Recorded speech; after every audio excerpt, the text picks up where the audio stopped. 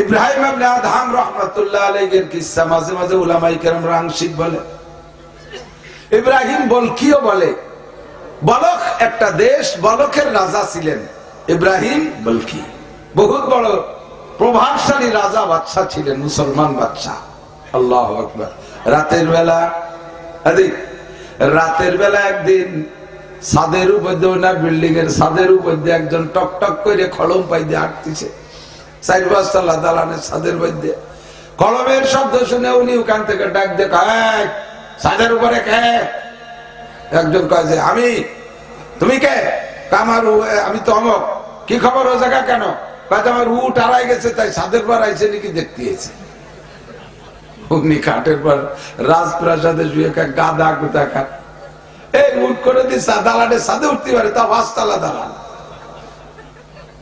এত উপরে উট আসে, উপরের থেকে ওই লোক বলে নিচের উট যদি 5 তলা দালানের উপরে উঠতে না পারে, রাজপ্রাসাদে অত দামি খাটের ভিতরে শুয়ে আল্লাহর সাথে দেখা হতে পারে না।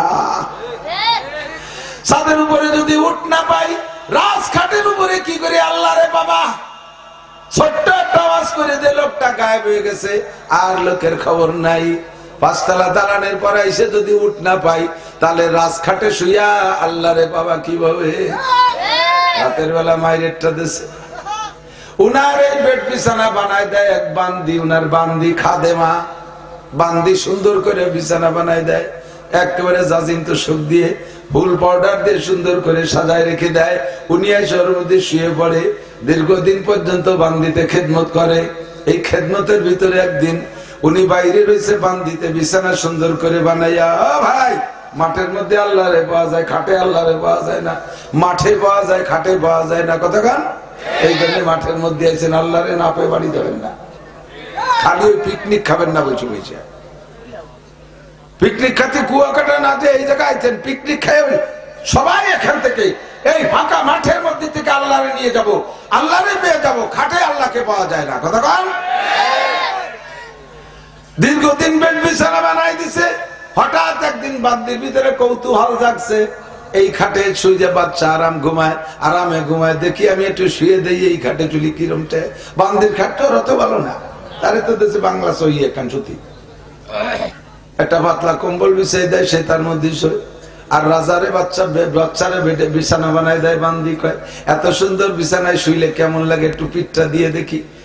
একটু পিঠ লাগাইয়া যখন কিছুক্ষণ সময় লাগাইছে, ওর মধ্যে ঘুমাইয়ে গেছে বিছানে। এবার রাজা সময় মতো বাচ্চা ইব্রাহিম বলকি আইসা দেখে উনার বিছানে বান্দি শোয়া। মিজাজ কেমন লাগে? রাজার বিছানে বান্দি শোয়া। আরে তারে উঠে দিলাম যদি এই খবর অন্য লোকে টের পায়, তাহলে আমার কত বড় বদনাম হবে। উনি রাগে রাগে চাবুক নিয়ে বান্দিরে টান দিয়ে উঠাইয়া 2 বাড়ি পিটেন দিছে, দিয়ে 2 পিটেন খাইয়া বান্দি কান্দে দিছে। এরপরে হাত 2টা দিছে, এই 2টা দিলি উনি হাসে দিছে বান্দি, ফিরে হাত 2টা দিছে, আবার কান্দে দিছে। প্রথম 2 বাড়িতে কানছে, পরের 2 বাড়িতে হাসছে, পরের 2 বাড়িতে আবার কান্দে দিছে। এবার এই 3 রং দেখা বান্দির এই কায়দা দেখে উনি বান্দিরে নিয়ে বসাই, তোরে মারলাম, তোরে শুরুতে মারলাম, শেষেও তো মারলাম, তা আগেও কানলি পরেও কানবি, তাই 2-3 নম্বর লিখা। তো বান্দি বলতেছে, মালিক প্রথম 2 বাড়িতে কানছি, ব্যথা পাইছি তাই কানছি, পরের 2 বাড়িতে হাসলি কে? পরের 2 বাড়িতে হাসলাম এর কারণ হলো যে আমি এই বিছানায় মাত্র 10টা মিনিট শুইছি, তাতে আপনি আমার এভাবে পিটেলেন। আর এই বিছানায় আপনি বছরের পর বছর শুয়ে আসতেছেন, তাহলে 10 মিনিটে যদি 2 বাড়ি পাই, তাহলে আপনি এতদিনই কত বাড়ি পাবেন? সে বাড়ি দেওয়ার সময় আপনি কিরম পাবেন? তাই মনে উঠে আমার হাসাইছে। পরের বাড়িতে আবার কানলিকা, পরের বাড়িতে কানলাম, আমি আপনার নুন্নুটি খাই, আপনার বাড়ি বসবাস করি, আপনার খেদমত করি। কিয়ামতে আমার সামনে আমার মালিক রে, আমার আল্লাহ পিটাবে, আপনি কাঁদবেন। ওই কথা মনে উঠে আমার মায়া লাগছে, তাই আমি কাঁদতেছি। ইব্রাহিম ইবনে আদম কয়, তাহলে ঠিক আছে, আর হবে না। आए थे हम मिसले बुलबुल सायरे गुलशन के लिए, खुश रहो आए बागबानो मैं तो अपना घर चले, ले ले माली बाग ले ले मैं तो अपना घर चले। मंत्री परिषद दाइके कहाए अरे पांचतला दालानेर पर যদি উঠ পাওয়া না যায় খাটে বসে আল্লাহরে পাওয়া যায় না। বান্দি আমার আজকে চরম শিক্ষা দিয়ে দিছে, বান্দি আমারে চরম শিক্ষা দিছে।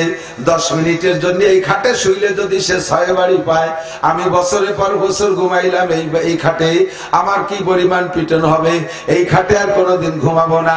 এই বলে সব কিছু মন্ত্রী পরিষদের কাছে বুঝে দিয়ে একেবারে বিলকুল পাগল হইয়া গাজীর ভিটে চলে আইছে। গাজীর ভিটে চলে আইছে, জঙ্গলে জঙ্গলে কাটায়, এমন ছদ্মবেশ হয়ে গেছে, এমন পাগল হয়ে গেছে। বাড়ি সবকিছু থাকা সত্ত্বে কাহারো কাছে কোনো সম্পর্ক নাই। যেই পোশাকে আসছে ওই পোশাক পরে চলতেছে, ছিঁড়ে যায়, বসে বসে সেলাই করে, সাগরের পাড়ে বসে জামা সেলাই করতেছে। মন্ত্রী বর্তমানে যারা ক্ষমতায় আছে তারা ওখানে যায়, আইসে তাকে পাগলটা বসে এই করতেছে। ওনার পরবর্তী যিনি প্রেসিডেন্ট সে বলতেছে আপনার সুখে খাতে ভূতি কিলাই, এত আরামায় এসেছিলেন সব ফেলাইতে এখন সুই সুতে দিয়ে নিজের জামা সেলাই করেন, আপনি এর মধ্যে পাইছেন কি? কি পাইছি দেখবি, কয় দেখা কলি রাগ করে সুই ডারে বানিয়ে ফেলাই দে, যা সুই দিয়ে ছিল যদি তোকে সয়ে পড়ে, আমার এই সুই দিয়ে কাপড় ছিল যদি তোকে খারাপ এ সুই রাখো রাখে ফেলাই দিয়েছে। মন্ত্রী রাখায় ছেলে একটু সুই তাও ফেলাই দিলে এখন কি করবেন, ছিঁড়ে গেলে আপনি জামা ছিলেন কি দিয়ে? কয় যে সুই আমার অভাব আছে নাকি, সুইয়ের ব্যবস্থা আল্লাহ করে দেবে। কিভাবে? কয় যে পানিরে যদি বলি, সাগরে যদি বলি আমার সুইটা লাগবে, তাহলে এখনই দেখবি সুই চলে আসবে। কয় যে এত বড় সাগরের মধ্যে সুই পাবেন কোন জায়গায়? কয় দেখতে চাস না শুনতে চাস? কয় যে একটু দেখান। বলার সাথে সাথে হে সাগরের মাছ আমার সুইটা ফেরত দাও। হাজার হাজার লক্ষ লক্ষ মাছে মুখে করে এক একটা সুই নিয়ে ভেসে পড়ছে। আল্লাহু আকবার। এবার কয় হে মাছ এত সুই তো আমার না, আমার সুই মাত্র একটা, আমারটা দিয়ে বাকিগুলো ডুবে যা। মাত্র একটা মাছের সুই মুখে করে রাখা বাকি সব মাছগুলো ডুবে গেছে। এবার উনি বলেন যতদিন রাজপ্রাসাদের সাথে ছিলাম অতদিন পর্যন্ত মানুষে আমার কথা শুনতো, পশু প্রাণীতে আমার কথা শুনতো না। সব ছেড়ে দিয়ে যখন চলে আসি পশু পাখি প্রাণী জগৎ সবাই আমার কথা শুনে।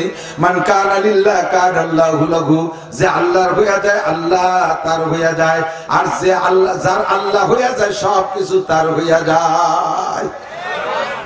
ইব্রাহিম ইবনে আদহাম বুজুর্গকে উনার এক শাগির্দ জিজ্ঞেস করছে, হযরত আল্লাহ ने फरमाया उदूनी अस्ताजिब लकुम, দোয়া করো দোয়া কবুল করব। আমরা বহুত দোয়া করি, বেশিরভাগ দোয়াই তো কবুল হয় না দেখি, তা আল্লাহ কি মিথ্যে কথা বলছেন নাকি বুঝলাম না। ইব্রাহিম ইবনে আদহাম বলে না, আল্লাহ মিথ্যে কথা বলে নাই। তোমরা 5 কান তেঁতুল খাইয়ে বসে রইছো, এই জন্য হোমিওপ্যাথি ঔষধে কাজ হচ্ছে না। তোমারে দোয়া 5 वजह से कबूल नहीं होती है, 5টা কারণে তোমাদের দোয়া কবুল হয় না। হুজুর বলেন তো 5টা কারণ কি? 1 নম্বর কারণ হলো तुम अल्लाह को मानते हो, अल्लाह के अल्लाह बोले स्वीकार करो, लेकिन उसका हक अदा नहीं करते हो, किंतु अल्लाहर हक अदाई करो ना, अल्लाहर যা পাও না তা পরিশোধ করো না, শুধু মুখেই বলো আল্লাহ আছে। এ ভাই আল্লাহ আছে না নাই? একটু বলেন আছে। কয়জন আছে? কয়জন? কুল হু আল্লাহু আহাদ, পড়েন কুল হু আল্লাহু আহাদ। আল্লাহ কয়জন? এ কথা মুখে স্বীকার করেন। আল্লাহর কোনো হক আছে না নাই? কি হক আল্লাহর আছে? খাওয়ায় আল্লাহ, পড়ায় আল্লাহ, বাঁচায় আল্লাহ, মারে আল্লাহ, ধন দেয় আল্লাহ, দৌলত দেয় আল্লাহ, ছেলে দেয় আল্লাহ, মেয়ে দেয় আল্লাহ, সব কিছু আল্লাহ করে। আল্লাহর 1 নম্বর হক 5 ওয়াক্ত নামাজ তুমি নিয়মিত পড়ো না বান্দা, আল্লাহর 1 নম্বর হক তুমি নষ্ট করো। বিপদ আপদে পড়লে আল্লাহর কাছে যতটুকু চাও, দুনিয়ার নেতাদের কাছে তার চাইতে বেশি চাও, খাজা বাবা পীর বাবার কাছে চাও, বিদাতি পদ্ধতিতে যেখানে শয়তানি চলতেছে সেই জায়গায় যে মুনাজাত করো, বাবার কাছে ছেলে চাও, খাজার কাছে ছেলে চাও, বট গাছতলা, মান্দার গাছতলা, ইজেল গাছতলা যে মান্নত করো, এগুলো সব আল্লাহর হক নষ্ট করো। আল্লাহকে মানো কিন্তু আল্লাহর হক আদায় করো না। সেই সময় মুনাজাত মোনাজাত করতে। আল্লাহ কয় সুযোগ মতো তুমি ছিলে উল্টো দিকে, আর এখন বেকায়দায় পড়ে আমার কাছে আসছো, কাজেই তোমার দোয়া কবুল করা হবে না। এই জন্য তোমার দোয়ার কবুলিয়ত তুমি দেখতেছো না। এক নম্বরে আল্লাহকে মানো, তার হক আদায় করো না, এই কারণে দোয়া কবুল হয় না। সংক্ষেপে বলে জবরদস্ত দিক তাকান। 2 নম্বরে কোরআন পড়তে হো। কোরআন পড়তে হলে কি উস পর আমল नहीं করতে হো। মুসলমান কোরআন পড়ো অথচ কোরআনের সংবিধানের পর আমল করো না, কোরআনী সংবিধান মেনে চলো না, রাষ্ট্রীয়ভাবে কোরআনী সংবিধান মানো না, পারিবারিকভাবে কোরআনী সংবিধান মানো না, সমাজে কোরআন বাস্তবায়ন করো না। কোর্ট কাছারিতে কোরআন নাই, আদালত ফৌজদারিতে কোরআন নাই, ইউনিয়ন কাউন্সিলে কোরআন নাই, উপজেলায় কোরআন নাই, সংসদে কোরআন নাই, রাষ্ট্রীয়ভাবে কোরআন নাই। কোরআন শুধু রাখছো তিলাওয়াতের মধ্যে, নামাজের মধ্যে পড়ো, আর বেকায়দায় পড়ে গেলে মান্নত করো, আল্লাহ তুমি আমার এই বিপদ থেকে উদ্ধার করো, তোমার এক খতম কোরআন শরীফ পড়ে দেব। কোরআন শরীফ বানাইছো মান্নতের তাবিজ, এর কারণে তোমাদের দোয়া কবুল হয় না। কোরআনে কত আছে সংবিধান সব তুমি মেনে চলবা, বলতে গেলে পুরো বছরের পর বছর লেগে যাবে। এক কথায় আমরা কোরআন পড়ি কিন্তু কোরআনের পর আমল করি না, এর জন্য দোয়া কবুল হয় না। 3 নম্বর, तुम आशिक रसूल का दावा करते हो लेकिन सुन्नत रसूल की पैरवी नहीं करते हो। তোমরা উম্মতে রাসূল বলে দাবি করো, লা ইলাহা ইল্লাল্লাহ মুহাম্মাদুর রাসূলুল্লাহ, কালেমা পড়ে আল্লাহকে রাসূলকে তুমি স্বীকার করো, কিন্তু তোমার কোন জায়গা সুন্নাত নাই। কলব মে সোজ নেহি, রূহ মে এহসাস নেহি, আরে কলব মে সোজ নেহি, রূহ মে এহসাস নেহি, कुछ भी पैगाम मोहम्मद का तुझे पास नहीं, कुछ भी पैगाम मोहम्मद का तुझे पास नहीं। নবীর ব্যথায় তুমি ব্যথিত না, নবীকে গালি দিলে তোমার অন্তর কাঁপে না, তোমার আগাগোড়া কোন জায়গা সুন্নাত নাই। মাথায় চুলের মধ্যে মেসির সুন্নাত, নেইমার সুন্নাত, না চলচ্চিত্রের নায়ক নায়িকাদের সুন্নাত তোমার চুলের ভিতরে, মোজদারির ভিতরে পশ্চিমা ইহুদি মার্কা সুন্নাত, আরে পোশাকের ভিতরে নায়ক নায়িকাদের সুন্নাত। আল্লাহর সুন্নাত তোর চুলে নাই, আল্লাহর সুন্নাত তোর মোজদারিতে নাই, আল্লাহ রাসূলের সুন্নাত তোর পোশাকে নাই, দস্তরখানার সুন্নাত তোর ঘরে নাই, মেসাকের সুন্নাত তোর পকেটে নাই, ঢিলাকুলুকের সুন্নাত তোর বাথরুমে নাই, তোর কোন জায়গা সুন্নাত নাই। আবার বেকায়দায় পড়ে দোয়া করো, আমি দোয়া কবুল করলাম না কেন অভিযোগ করো, তোমার কোন জায়গা যেহেতু সুন্নাত নাই, কাজেই তুমি আমার উম্মত, তুমি আমার বান্দার কাতারে নাই, তোমার দোয়া কবুল না করলে আবার কিচ্ছু আসে যায় না। দাড়ি কাটাওয়ালাদের দোয়া কবুল হয় না, দাড়ি কাটাওয়ালাদের জন্য দোয়া করলেও দোয়া কবুল হয় না। মক্কার কাবার ইমাম যদি দোয়া করে তার জন্য দোয়া কবুল হবে না। সুন্নতের খিলাফ পোশাক পরছো, টাকনুসিয়া প্যান্ট পাজামা লুঙ্গি পরো, পুরুষের তাদের জন্য যদি কাবার ইমামও দোয়া করে, বড় পীর আব্দুল কাদের জিলানীও দোয়া করে, ওই দোয়া কবুল হবে না। বেপরদা করো যারা, তাদের দোয়া কবুল হবে না। সুন্নতের খিলাফ পোশাক পরো যারা, তাদের জন্য দোয়া করলে দোয়া কবুল হবে না। তারা নিজেরা দোয়া করলে তোমাদের দোয়া কবুল হবে না, কারণ তুমি সুন্নতকে মূল্যায়ন করো না, আর বিপদে পড়ে দোয়া করতে আসছো, তোমার দোয়া কবুল করা হবে না। 3 নম্বর তেতুল, সুন্নতে উম্মতে রাসূল কা দাवा करते हो लेकिन सुन्नत रसूल की पैरवी नहीं करते हो। উম্মত বলে দাবি করো, সুন্নাত নাই তোমার কোন জায়গা। দাড়ি চাইছে ফেলবেন কবিরা গুনাহ, কাইটে ফেলবেন খাটো করে আর টুকরো টুকরো করে রাখবেন, আর এর সুন্নাত মনে করবেন, আর খালি কবিরা গুনাহ না, আপনার ঈমান পর্যন্ত নষ্ট হয়ে যাবে। কারণ যা সুন্নাত না তারে সুন্নাত মনে করলে ঈমান নষ্ট হয়ে যায়। আবার দোয়া আল্লাহ কেন কবুল করল না সেই অভিযোগ করেন। দোয়া করাইছেন হুজুর রে দে, দোয়া কবুল হয় না, তাই ভাই হুজুরির পর অভিযোগ না, সেই হুজুর নাই, সেই হুজুর ওই পাড়ায় হুজুর সেই হুজুর নাই। কে সেই হুজুর কি এত? আরে সে হুজুর কাঁসার বদনায় ভূতে তো তলা খুঁটি বাড়ে যেত। আরে এখন হুজুর হবে প্লাস্টিকের, বদনা হবে প্লাস্টিকের, সে কাঁসার বদনা তো কোনো বাড়ি নাই। কাঁসার বদনা আছে না খুব কম। কিভাবে কিভাবে কাঁসার বদনা গুলো কিনা নিয়ে গেল আল্লাহ জানে।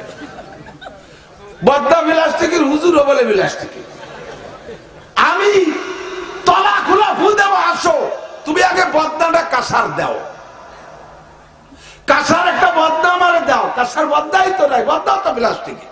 কাঁসার বদনা তো আমি ফু দেবো, তলা না খুললে ওয়াজ করতে আসবো না। কাঁসার বদনা কি 100% তুমি মুসলমান হয়ে আসো, ফু দেবো লাগবে না কেন, তলা খুলি হয়ে যাবে। যা বলবো তোমার জন্য তা আল্লাহ কবুল করতে বাধ্য থাকবে। দোস্ত, উম্মতে রাসূল কা দাওয়া করতে হো, সুন্নতে रसूल की पैरवी नहीं करते हो, उम्मत बोले दाबी करो, सुन्नत नहीं करो जगह और दुआ करी ता कबूल হয় না সেই খোটা দাও, সাইজ হয়ে আসো, दुआ করো इंशाअल्लाह। 4 नंबर शैतान को लानत करते हो लेकिन शैतानी काम खुद करते हो। 4 नंबर ते तुम নিজে যত শয়তানি করো, শয়তানি করি আবার শয়তানের দোষ দাও। এই তুই জিনা করলি কে? আরে আমি কি জিনা করা মানুষ, শয়তানে করাইছে, শয়তানকে দাতাল, তুই তো নিজে নিজে লাইন করলি আমারও জায়গা। তো মোবাইলে টাকা করেও তো তুই ডুয়েছিস, মোবাইলে তুই কি লাইন করি বিশ্ব রোডে নিয়ে সেই জায়গা কাম করছিস, আমার দেখছিস কোনো জায়গা? তুই গাঁজা খালি কয় শয়তানে খাইছে, দাতাল তুই তো গাঁজা কিনলি, আমার আমি পয়সা দিছি তোরে।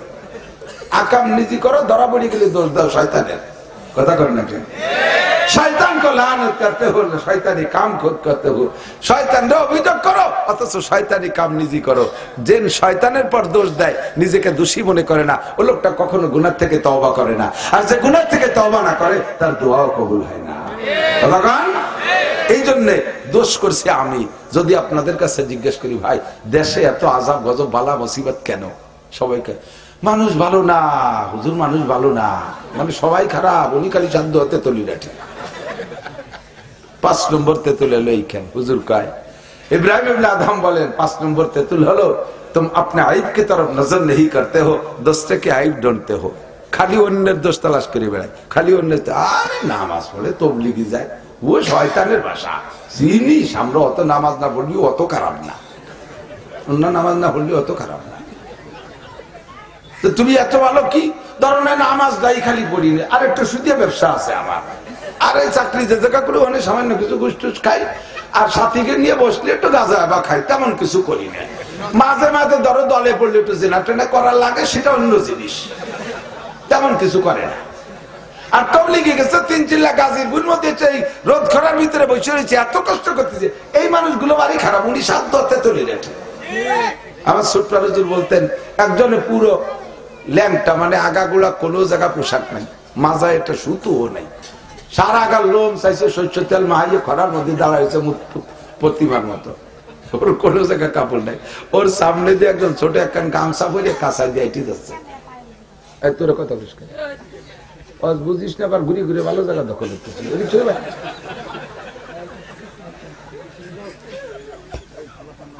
পুরো ল্যাংটা যার মাজায় সুতোটাও নাই, তার সামনে দিয়ে একজন কাঁচা দিয়ে আইটে যায়, সে কাঁচা দিয়ে আলার এই ল্যাংটালা ধমক দেয়, শয়তান এই ফরজ তরফ করছিস কেন? খুঁজে দেখেন আছে না নাই, সমাজের কেউ আছে না নাই?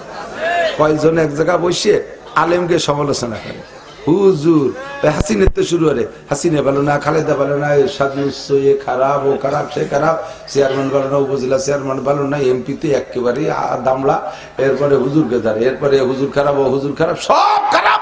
ওই জায়গা যে কটা বসে সেই কটা খালি ভালো, সে কটা মানে গায়ে ও বিড়ির গন্ধ, ও বিড়ি খাতি খাতি ওই আস্তরটা বিড়ি হয়ে গেছে। ও যদি কোনো জায়গা পড়িয়ে মারে, কুত্তর যদি এক কামলা খায়, কুত্তরও গুল্লি লাগবে, ওর গোস্ত খালিও। এই সাবিড়ি খোর, তার পেশাব করলে তার, আরে পেশাব করি তো মুতির গন্ধ কবে, তার পেশাব দিয়ে বিড়ির গন্ধ পায়। সে দেশের কেউ রে ভালোবাসছে না, উনি খালি সাধ্য হাতে তৈরি রাখি। যখন পেটের মধ্যে মোড় দিয়ে উঠছে, আর কোন ডাক্তারের কাছে 2 কেজি জুলাপি, হুজুর আল্লাহর একটু কর না, আমারে সুস্থ হইতে দিতি। আল্লাহ কয় ও হুজুর সাবধান, ওই দাতালের জন্য দোয়া কাজ হবে না। শয়তানরা দুনিয়া নিজে আকাম করে, আর দেশের মানুষের, অন্য মানুষের দোষ টুকায় বেড়ায়, কার পাশায় কি আছে সেইগুলো খুঁজে বেড়ায়। এই সমস্ত উল্টো পাল্টা করার কারণে তোমাদের দোয়া কবুল হয় না। 5 খানতে তোল। আর অন্য বিভিন্ন হাদিস থেকে পাইছে 6 খান। 1 নম্বর হলো আহলুশ শিরক, যারা শিরক কি গুনাহ করে, শিরক থেকে হুটি আসার আগ পর্যন্ত আপনার দোয়া কবুল হবে না। 2 নম্বর শিরক মানে একটু না করে দিলি পরে খালি শিরক, অনেকে বোঝে না। শিরক হলো এক আল্লাহর অস্তিত্বের সাথে কেউ অংশীদার বানানো। যেমন খ্রিস্টানরা কয় ইন্নাল্লাহা সালিসু সালাসা, আল্লাহর পরিবারের সদস্য 3 জন, আল্লাহ, মারিয়াম, ঈসা, 3 জন মিলে সমান সমান অধিকার ক্ষমতা রাখে, সমান ক্ষমতার 3 জন আল্লাহ। আর নাসারারা, এহুদিরা এলো নাসারারা বলে, আর এহুদি মানে ইসরায়েলিরা, ওরা বলে ওয়াকালাতিল ইহুদু উযাইরুন ইবনুল্লাহ, আর ইহুদিরা বলে আল্লাহ মুরব্বি আল্লাহ, আর উজাইর আলাইহিস সালাম আল্লাহর ছেলে, উজাইরের মা আল্লাহর স্ত্রী। এলো মূল শিরক, এরা হলো অরিজিনাল মুশরিক, এদের সাথে কোনো সম্পর্ক নেই। আমরা ওই শিরিক করি না, আমরা করি শিরিক ফিস সিফাত। আল্লাহর যে গুণ আছে এই গুণ মখলুকেরও আছে, আমরা তাই মনে করি। আল্লাহ ছেলে দেয়, পীরের কাছে ছাগল দিলি পীরও ছেলে দেয়। আল্লাহ ধন সম্পদ দেয়, পীরের কাছে মুরিদ হলি ধনী হওয়া যায়। আল্লাহ ক্ষমতা দেয়, পীরের কাছে মুরিদ হলি এমপি মন্ত্রী চেয়ারম্যান হওয়া যায়। এই যে আকীদাগুলো, এইগুলো শিরকি আকীদা। আল্লাহ যেমন সব জায়গায় হাজির নাজির, রসুলও এরকম সব জায়গায় হাজির নাজির, রসুলও হাজির নাজির। যার কারণে মিলাদের মধ্যে ইয়া নবী সালাম আলাইকা কয়ে দাঁড়াই যাই। ইয়া নবী সালাম কেন দাঁড়াইছো? রসুল আইছে। আমি ঢাকা কিরানীগঞ্জ এক জায়গায় মাহফিলে গেছি, স্টেজে যে বড় একখান চেয়ার খুব ফুল দিয়ে সাজানো, আমার আগে সব বক্তারা ওয়াজ করে গেছে, আমি শেষ বক্তা। আমি চিন্তা করছি যে এইটা মনে প্রধান বক্তার জন্য, আমি গুছাই গাছাইয়ে ওখানে বসতির জন্য রেডি হয়েছি। এক বুড়ো হয়েছে ঠেলা দিয়ে ফেলা যায়, আমি আমারই করে রয়েছে কার জন্য বসতে হবে না, রাখছেন কে জায়গা জানো না এখানে আল্লাহ রসুল বসবে। আমি কখন আসবে হুজুর? তোমার কই আসবে? আমি তো কইয়ে না আসলে বেলা হুজুর আসলো করেন, আপনি টের পাবো কে? হুজুরের তো আগে আনতে হবে। কয় যে এটা তো ওয়াহাবি হুজুর, এজন্য কিরম কিরম বাপ। রসুল কখন আসবে, কখন গেল? তোরা এখানে বসে থাকলি, হুজুর এসে চলে গেছে। এরপরে ইহা না হাবি জাহিহান কি ইহা না হাবি সালা, নবীর সামনে সালা পাইতে ধরছে। মালাইকা দুরুদি বাকি আস্তাগফিরুল্লাহ, কখন এগুলো বলবেন না। ইয়া রাসূল সালাম, হুজুর এই সালা কয়ে ছাড়ি দেয়, উম্মতরা কয় মালাইকা। মিলাদ করতেছে, আর এই জায়গা বলে আল্লাহ রসুল আইছে, এই মিলাদ কালেকশন হচ্ছে। স্যান্ডেল দিয়ে বড় দাঁত ফেলাই দেবে, খালি যাইয়ে দেবো। রসুল যদি এখন বেঁচে থাকতেন আর এই মিলাদ পড়তে এ জায়গা নবী আয়েশা বিমানে আইসা তোমার ধুলাই দিয়ে থুয়ে যাইত। দুরূদ পড়বা, যে দুরূদ শুরুতে পড়ছি, বহু দুরূদ আছে হাদিসের মধ্যে, সেই সব দুরূদ পড়বেন। কখনো নবী আমার মাহফিলে মিলাদ মাহফিলে উপস্থিত হয় না, কোনো দরকার নাই। আমরা এই মাদ্রাসা, এই দেশের কওমি মাদ্রাসা, আপনাদের বাড়ি বাড়ি ধান চাইল পিএস পাট কালেকশনে যাই না, যাই না? কালেকশনের মধ্যে অনেক জিল্লেতি আছে, অনেক অপমানী আছে, সবাই তো আর সম্মানের সাথে দেয় না, কেউ খুব ভারী অপমানও করে। আমি এত বড় হুজুর কত সম্মানের সাথে উঠি, যখনই কের কাছে কালেকশনে যাই শেষে আমার দিকে ভিডিও তাকায় না। আর গেলে আমি আইছি, দেখছি আপনি এই তাতে কি হয়েছে, সুরি আলাদা। তাছাড়া দান দে, না থাকলে দেবো কই, অথচ গুলো বড় দান, উঠোন বড় দান, ওই যে হেনতে দেন হলো আমরা তো মূল্য টুলি তুইছি। এত অপমানি, এই এত অপমানি সহ্য রে কালেকশন করতে কেন যাই? আমরা মাদ্রাসা চালানোর জন্য কালেকশন করি, আপনারা দিয়ে যান না, তাই আপনাদের বাড়ি আনতে যাই, তাই তো? যদি আপনারা সবাই যত্ন সহকারে মাদ্রাসায় দিয়ে যেতেন, তাহলে কি এই অপমান হয়ে কালেকশন করতে যাইতাম না। নবী পাক মদিনায় শুয়ে থেকে সারা দুনিয়ার থেকে ফেরেশতারা দুরুদ ও সালাম রসুলের রওজায় পৌঁছায় দেয়। তা আমার নবী এই সালা বরিয়ে মালাই খাতি আসবে কে?